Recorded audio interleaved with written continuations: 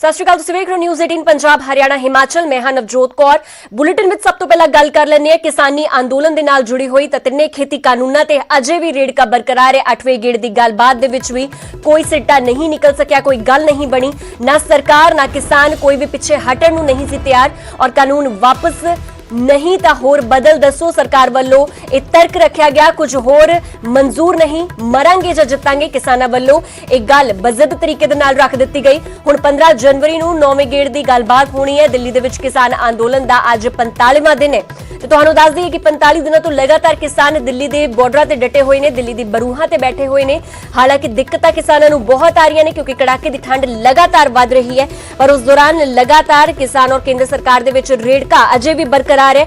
8वें round दी meeting भी बिल्कुल बेनतीजा रही और इस तो पहला जो 7 मीटिंगां होईयां उस दे विच भी सिर्फ 2 ही मंगां जिहड़ियां ने हुण तक मंगीआं गईयां, जिन्हां दे विच पराली ऑर्डीनेंस दा मुद्दा सी, इस दे नाल ही जो बिजली ऑर्डीनेंस सी उसका मसला सी। ये 2 ही मुद्दे जिहड़े ने हजे तक सफल हो पाए ने, पर उस तो बाद जिहड़ा मेन मसला है यानी कि 3 खेती कानून नूं रद्द कराउण दा मसला उत्थे दा उत्थे ही अड़िया होया है। इस दे नाल ही 23 फसलां दी MSP वाला मुद्दा जिहड़ा है वो भी उत्थे ही हजे तक अड़िया होया है। तो तुहानूं दस दईए कि अगली तरीक जिहड़ी है वो 15 जनवरी दी मुकर्रर कीती गई है, यानी कि 15 जनवरी नूं एक बार फिर तो किसान और केंद्र सरकार एक टेबल टॉक डिस्कशन करेंगे। एक बार फिर तो उस तरह ही डायलैक्ट किया जाएगा, आपसी गलबात की जाएगी। पर तुहानूं दस दी कि हुण तक आपो अपने स्टैंड ते किसान भी अड़े हुए ने और केंद्र सरकार भी अड़ी हुई है। किसानां वालों साफ कह दिता गया है कि जां तां असीं मरांगे जां असीं जितांगे, और उधर केंद्र सरकार वालों एक गल साफ कर दी गई है कि असीं खेती कानून रद्द नहीं कर सकते। हालांकि जेकर तुसीं चाहुंदे हो कोई अमेंडमेंट कर दिए या जेकर तुसीं चाहुंदे हो कोई सोध होवे तां ओह मुमकिन है, पर ये जिहड़े खेती कानून ने ये रद्द नहीं होणगे। ਅੱਜ ਦੀ ਗੱਲਬਾਤ ਹੋਈ, ਲੰਬੀ ਗੱਲਬਾਤ ਹੋਈ, ਲੇਕਿਨ ਗੱਲਬਾਤ ਬੇਸਿੱਟਾ ਰਹੀ। ਥੋੜਾ ਅੱਗੇ ਹੋ ਜਾਓ। ਕੋਈ ਉਹ 3 ਕਾਨੂੰਨਾਂ ਨੂੰ ਰੀਪੀਲ ਕਰਨ ਵਾਸਤੇ ਨਹੀਂ ਮੰਨੇ ਹਲੇ, ਤੇ ਨਾਲ ਹੀ ਚਲ MSP ਵਾਲੀ ਤਾਂ ਗੱਲ ਸ਼ੁਰੂ ਹੀ ਨਹੀਂ। ਮੰਤਰੀਆਂ ਦੀ ਬੋਡੀ ਲੈਂਗੁਏਜ ਕੀ ਸੀ ਅੱਜ ਜੀ? ਬੋਡੀ ਲੈਂਗੁਏਜ ਵੀ ਠੀਕ ਸੀ, ਉਹ ਮੇਰੀ ਬਹੁਤੇ ਸਮਝ ਨਹੀਂ ਆਈ ਬੋਡੀ ਲੈਂਗੁਏਜ ਉਹਨਾਂ ਦੀ। ਜਿਸ ਤਰ੍ਹਾਂ ਤੁਹਾਨੂੰ ਲੱਗਦਾ ਸੀ ਕਿ ਸ਼ਾਇਦ ਕੋਈ ਬਹੁਤਾ ਪ੍ਰਭਾਵ ਪਾਉਣ ਦੇ ਵਿੱਚ ਕਾਮਯਾਬ ਹੋਵੋ ਕੱਲ ਦੇ ਟਰੈਕਟਰ ਮਾਰਚ ਦੇ ਨਾਲ, ਤਾਂ ਉਸ ਦਾ ਪ੍ਰਭਾਵ ਦਿਖਿਆ। ਮੈਂ ਤੇ ਪਹਿਲਾਂ ਹੀ ਕਿਹਾ ਸੀ ਕਿ ਟੋਟਲ ਅੰਦੋਲਨ ਦਾ ਪ੍ਰਭਾਵ ਜੋ ਹੈ ਪ੍ਰਭਾਵ ਹੋਊਗਾ, ਲੇਕਿਨ ਇਹ ਬਿਲਕੁਲ ਨਹੀਂ ਸੀ ਸਾਡਾ ਵੀ ਕੱਲ ਦੇ ਟਰੈਕਟਰ ਮਾਰਚ ਦਾ ਇਕੱਲੇ ਦਾ। ਹੁਣ ਵੀ ਪ੍ਰਭਾਵ ਜੇ ਪੈਣਾ ਅਲਟੀਮੇਟਲੀ ਪੂਰੇ ਅੰਦੋਲਨ ਦਾ ਹੀ ਪ੍ਰਭਾਵ ਪੈਣਾ।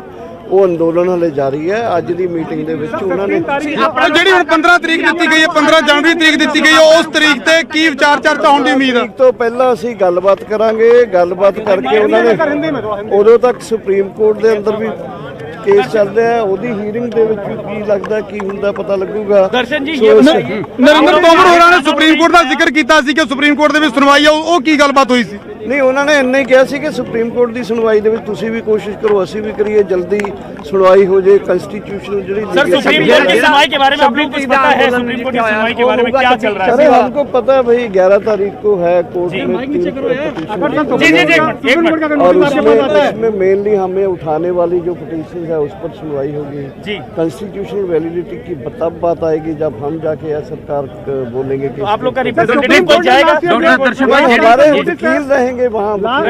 ਤੁਹਾਡੇ ਹੁਣੇ ਇੱਕ ਸਾਥੀ ਕਿਤੋਂ ਨੇ ਗਏ, ਤੁਹਾਡੇ ਸਾਥੀ ਹੁਣੇ ਗਏ ਸੀ, ਉਹਨਾਂ ਨੇ ਕਿਹਾ ਸੀ ਕਿ ਜੇਕਰ ਸੁਪਰੀਮ ਕੋਰਟ ਕਹੇਗੀ ਤਾਂ ਵੀ ਅਸੀਂ ਇਤੋਂ ਨਹੀਂ ਉਠਾਂਗੇ। ਤੁਹਾਡੇ ਸਾਥੀ ਹੁਣੇ ਕਹਿ ਗਏ ਨੇ। ਕੀ ਕਹਿ ਗਏ ਨੇ? ਤੁਹਾਡੇ ਸਾਥੀ ਹੁਣੇ ਉਹ ਸਾਡਾ ਫੈਸਲਾ ਹੈ, ਸਾਥੀਆਂ ਦਾ ਫੈਸਲਾ ਨਹੀਂ, ਸਾਡਾ ਫੈਸਲਾ ਹੈ। ਸੁਪਰੀਮ ਕੋਰਟ ਅਗਰ ਇਹ ਅਨਾਉਂਸ ਕਰਦਾ ਕਿ ਤੁਸੀਂ ਇੱਥੋਂ ਉੱਠ ਜਾਓ, ਅਸੀਂ ਨਹੀਂ ਉੱਠਾਂਗੇ। तो लगातार 8 राउंड की मीटिंग हो चुकी है, पर हुण तक कोई नतीजा नहीं निकल सकिया और केंद्र सरकार वालों किसानों नूं लगातार तरीक उत्ते तरीक दित्ती जा रही है, पर हल इसदा कोई निकलदा होया नजर नहीं आ रहा। उधर राहुल गांधी दा केंद्र सरकार ते निशाना राहुल गांधी वालों साधिया गया है। किसानां दे नाल गलबात फेल होण ते राहुल गांधी ने एक बार फिर तो केंद्र सरकार नूं घेरिया, ट्वीट करके सरकार दी मंशा ते सवाल चुके गए ने राहुल गांधी वालों, और तरीक ते तरीक देना सरकार दी रणनीति बन चुकी है। राहुल गांधी वालों एक गल अपने ट्वीट दे विच साफ की गई। तो तुहानूं दस दी कि राहुल गांधी और इस दे नाल ही तमाम अजिहे विरोधी धिर ने जो कि इस वेले केंद्र सरकार नूं घेरन दे विच कोई कमी नहीं छड्ड रहे। तो तुहानूं दस दी एक बार फिर तो राहुल गांधी वालों ट्वीट किया गया और राहुल गांधी ने अपने ट्वीट दे विच केंद्र सरकार ते निशाने साधे ने। किसानां दे नाल गलबात फेल होण ते राहुल गांधी वालों केंद्र सरकार नूं घेरिया गया है। ट्वीट कर सरकार दी मंशा ते सवाल चुके गए ने और तरीक ते तरीक देना सरकार दी रणनीति बन चुकी है। राहुल गांधी वालों एक गल कही गई है।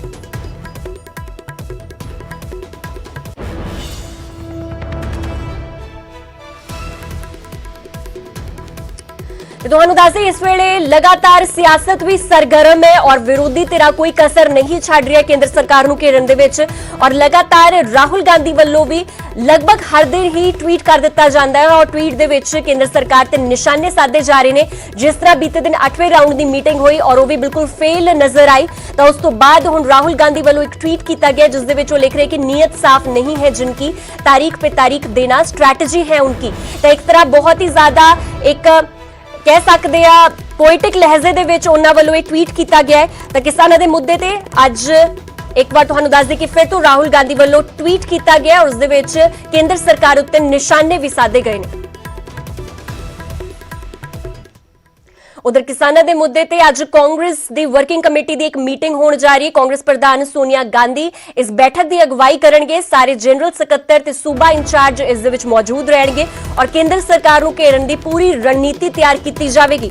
तुहानूं दस दईए कि कल बीते दिन जो एमपी इस वे जंतर मंतर ते धरना ला के बैठे हुए ने खास करके पंजाब के एमपी वो सारे मिलके आए ने प्रियंका गांधी नूं जिस तो बाद प्रियंका गांधी वालों एक गल कही गई सी कि तुसीं दसो कि किस तरह की रणनीति घड़ी जावे जिस दे नाल केंद्र सरकार नूं घेरिया जा सके जिस तरह इस आंदोलन दे विच असीं भी अपनी हिस्सेदारी पा सकीए। तो ये सारियां गल्लां जिहड़ियां ने वो अज दी मीटिंग दे विच होणगीआं। तो किसानां दे मुद्दे ते अज कांग्रेस वर्किंग कमेटी की बैठक होवेगी। इस बैठक दे विच सोनिया गांधी अगवाई करनगे और किस तरह अगली रणनीति तैयार की जावे खेती कानूनां ते किसानां दे मसले ते किस तरह इसदा हल कढिया जा सके ये सारे नूं लैके एक चर्चा की जावेगी।